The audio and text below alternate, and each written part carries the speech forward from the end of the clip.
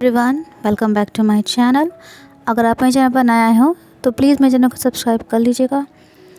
और स्टोरी अगर आपको अच्छी लग रही हो तो इसे लाइक शेयर कमेंट ज़रूर करिएगा। तो चलिए हम रेड व्हेल वांगशी एफएफ का नेक्स्ट पार्ट शुरू करते हैं। मैडम यू ने विंग को एक जाने माने युनमेंग के चीफ कुक चेन से मिलवाया और विंग से ये कहा कि मास्टर चेन विंग को और यानली को कुकिंग सिखाएंगे। उस दिन के बाद से अनगिनत बार युनमेंग जियांग्स को किचन में जाकर पानी लेकर जाना पड़ा आग बुझाने के लिए, और यही रीज़न था विंग के फायर प्रूफ टलिस्मैन को बनाने का। उसने अपने हस्बैंड लान वांगजी को लेटर लिखा जिसमें लिखा था, माय लॉर्ड लान वांगजी, पिछले 3 महीनों से हर दिन की तरह मैं आज भी फेल हो गया। मैं कितनी भी कोशिश कर लूँ लेकिन मैं खाने में हद से ज़्यादा मिर्च डालने से खुद को रोक ही नहीं पाता हूँ। लेकिन फिर भी मैडम यू ने मुझसे कहा है कि ये मेरी जीत थी, मतलब मैं जीत गया हूँ, क्योंकि आज फायर प्रूफ टलिस्मैन यूज़लेस साबित हो चुका था। मैं किसी भी चीज़ में गड़बड़ी नहीं करता हूँ सिवाय मिर्च के। मिर्च मेरे हाथ से ज़्यादा हो ही जाती है, क्या करूँ, मुझे स्पाइसी खाना पसंद जो है। आपके और सभी के मेरे फायर प्रूफ टलिस्मैन की तारीफ़ करने के बाद से मुझे काफ़ी अच्छा महसूस हो रहा है। मुझे अच्छा लग रहा है कि मेरी चीज़ पसंद आ रही है लोगों को। माय लॉर्ड, अंकल जियांग ने कहा है कि मैंने तलवारबाजी में भी प्रोग्रेस करी है। सच तो ये है कि मुझे इनफैक्ट मैं अपने साथियों से कहीं आगे हूँ, लेकिन फिर भी मैं बहुत मेहनत करूँगा ताकि मैं और अपनी लाइफ में प्रोग्रेस कर सकूँ। लॉर्ड, मैं आपसे मिलना चाहता हूँ, मुझे ना आपकी बहुत याद आ रही है। हर दिन बस लेटर्स एक्सचेंज करना मेरे लिए काफ़ी नहीं है। आप अपना ख्याल रखिएगा, आपका विंग। वांगजी ने विंग का लेटर पढ़ा और बोला, विंग, मैं भी तुम्हें बहुत मिस कर रहा हूँ। फिर उसने अपने विंग को लेटर लिखना शुरू कर दिया, मतलब जवाब में जो लेटर लिखा था ना वो। विंग के लिए वक्त ज़्यादा तो अच्छा नहीं चल रहा था, लेकिन जब कभी भी उसे अपने हस्बैंड का लेटर मिलता था तो वो जल्दी से उस लेटर का आंसर दे दिया करता था। लेकिन फ़िलहाल विंग बिल्कुल भी अच्छी कंडीशन में नहीं था। उसे लगातार 3 दिनों से स्टमक पेन हो रहा था, वो भी बहुत ज़्यादा। उसके शीजे ने उसे डांटा भी था क्योंकि विंग आचंग के साथ जाकर के स्ट्रीट फूड खाकर आया था जो उसे नहीं खाना चाहिए था। हीलर्स आए थे वो बस यही कंक्लूजन निकाल पाए थे कि विंग को फूड पॉइजनिंग हुई है। इधर दूसरी तरफ वांगजी बहुत ही ज़्यादा परेशान था क्योंकि उसके विंग ने पिछले 3 दिनों से उसके लेटर का जवाब जो नहीं दिया था, इसलिए उसने अब लेटर की जगह खुद ही युनमेंग जाने का डिसाइड किया। वो विंग से दूर नहीं रह पा रहा था, उसे चिंता भी हो रही थी विंग की। वांगजी ने जल्दी से अपनी राइड कंप्लीट करी और बिना किसी को कोई नोटिस दिए हुए ही कि वो आ रहा है, वो युनमेंग में पहुंच गया। वांगजी युनमेंग में आ गया था। एज़ यूजुअल जियांग्स हीलर्स के साथ विंग के इर्द गिर्द खड़े हुए थे उसे घेर कर। तभी वहाँ वांगजी आ गया, लेकिन जियांग्स को नहीं पता था, मतलब वो अनजान थे। यानली बहुत ज़्यादा टेंशन में थी। वो बोली, आखिरकार अभी तक आशियान के पेट में जो दर्द हो रहा है ये बंद क्यों नहीं हुआ है। यहाँ तक आशियान ने मेडिसिन लेने के बाद वॉमिटिंग भी कर दी है। उसने विंग को अपने आर्म्स में ले लिया। विंग की हालत बहुत ही ज़्यादा बुरी हो गई थी। वॉमिटिंग के बाद उसका पूरा फेस पीला पड़ा हुआ था और नींद ना आने की वजह से विंग की आंखों के किनारे जो डार्क सर्कल्स आ गए थे, उन्होंने वांगजी को बहुत ही ज़्यादा टेंशन में डाल दिया था।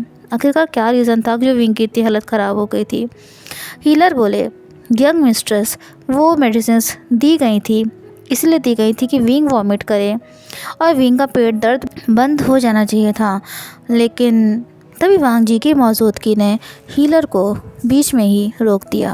वांगजी बोला, लेकिन क्या? वांगजी की आवाज़ ही काफ़ी थी विंग को उसकी बेहोशी से जगाने में। उसके अंदर बिल्कुल भी एनर्जी नहीं बची थी। विंग धीरे से बोला, माय लॉर्ड। वांगजी बोला, विंग, तुमने पिछले कई दिन से मेरे लेटर से कोई जवाब नहीं दिया था, तो इसीलिए मैं। विंग बोला, क्या मेरी वजह से आप चिंतित थे, आप परेशान थे? तो वांग जी धीरे से बोला, तभी हीलर बोले, क्या कोई मेरी बात सुनेगा भी, ताकि वो उस कपल यानी कि वांग जी और विंग का अटेंशन अपनी ओर खींच सके, जो कि एक दूसरे की आंखों में पूरी तरह से खोए हुए थे। हीलर बोले, मैं जानना चाहता हूँ कि क्या विंग वुल्फ ओमेगा है? तो हीलर की बात सुनकर मैडम यू बोली, नहीं, ये अल्फ़ा है। हीलर सोचने लगा कि आखिरकार हो क्या सकता है। विंग कोई ओमेगा नहीं है जो हीट में है, और जो हीट में आए, और ये हीट जैसा लग भी नहीं रहा है, इसे फीवर भी नहीं है। ऐसा लगता है कि मुझे फॉक्सेस पर इसके बारे में रिसर्च करनी ही होगी। इसके बाद उन्होंने टेबल पर कुछ और मेडिसिन्स रखी। हीलर बोले, मुझे लगता है कि आपको विंग को पॉरिश और ये मेडिसिन देनी चाहिए। इससे कुछ टाइम के लिए इन्हें पेट में आराम हो जाएगा। इसके बाद हीलर विंग की कंडीशन पर रिसर्च करने के लिए जल्दी से वहाँ से चले गए। वांग जी विंग के रूम में ही था। वो बहुत हेल्पलेस महसूस कर रहा था।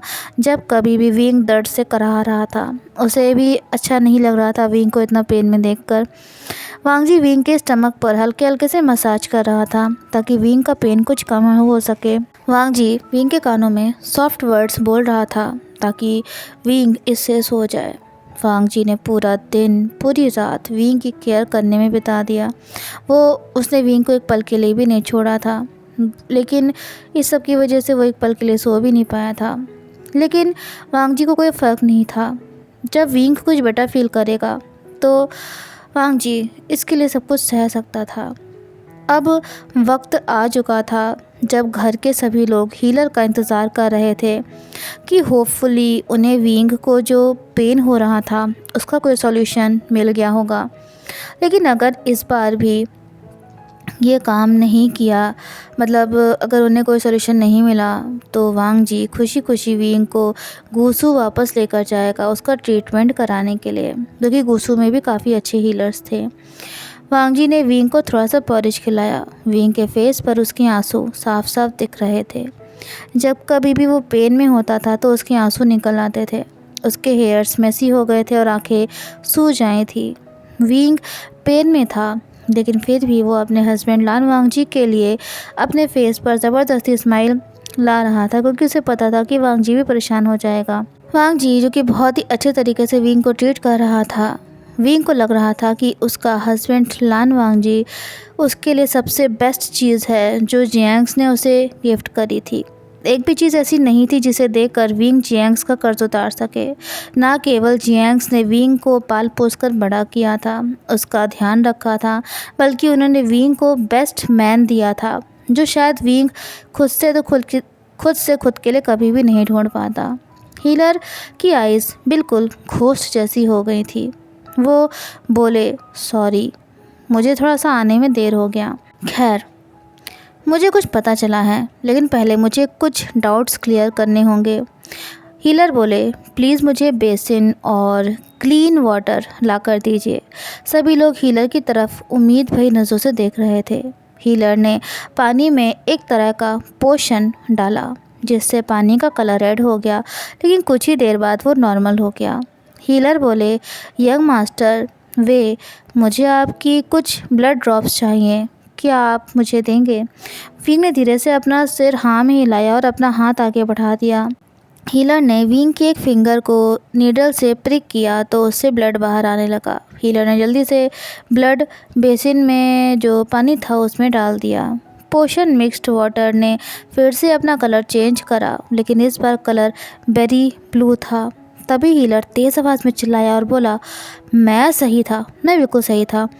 विंग जो कि हल्के नींद में था, वो अचानक से जाग गया। मैडम यू हीलर से बोली, तो क्या मुझे आपसे रिक्वेस्ट करना पड़ेगा कि क्या ऐसी चीज़ है जो आपको पता थी और आप सही थे?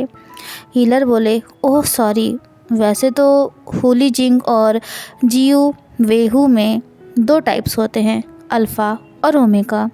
वो इसी के साथ पैदा होते हैं, लेकिन अगर जियू वेहू या हुली जिंग ने रिप्रोडक्टिव ऑर्गन्स पूरी तरह से डेवलप होने से पहले ही किसी को अपना मेट चूज़ कर लिया, तो ऑफस्प्रिंग पाने के लिए खुद को वो चेंज कर सकते हैं।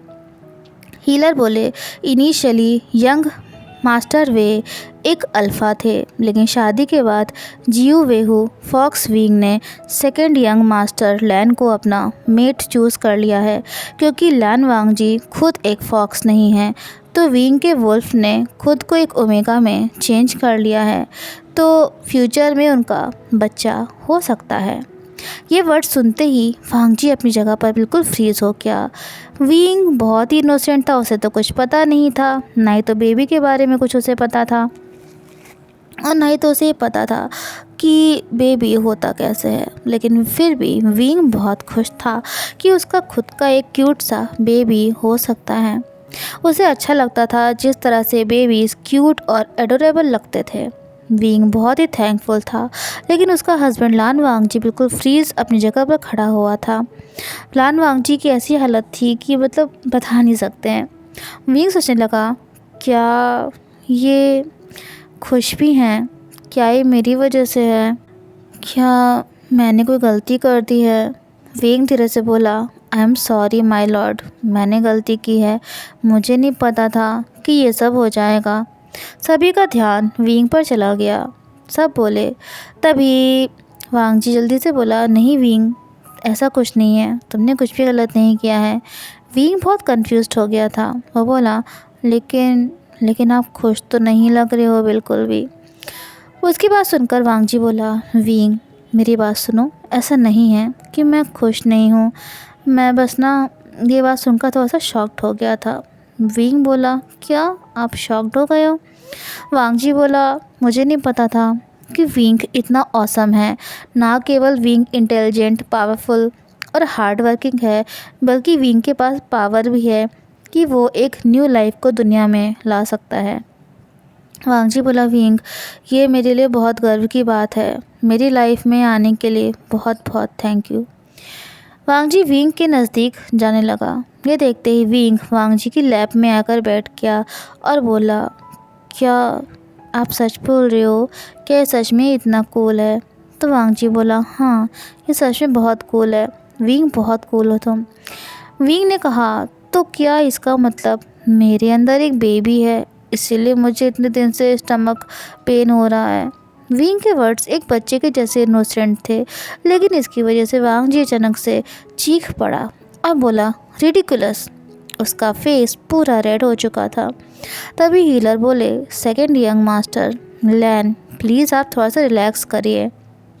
यंग मास्टर वे को शायद इसीलिए पेन हो रहा है क्योंकि इनका रिप्रोडक्टिव सिस्टम ग्रो कर रहा है। जब ये 15 साल के कंप्लीट हो जाएंगे ना, तब ये रिप्रोडक्टिव ऑर्गन पूरी तरह से ग्रो हो जाएगा, मतलब कंप्लीट हो जाएगा।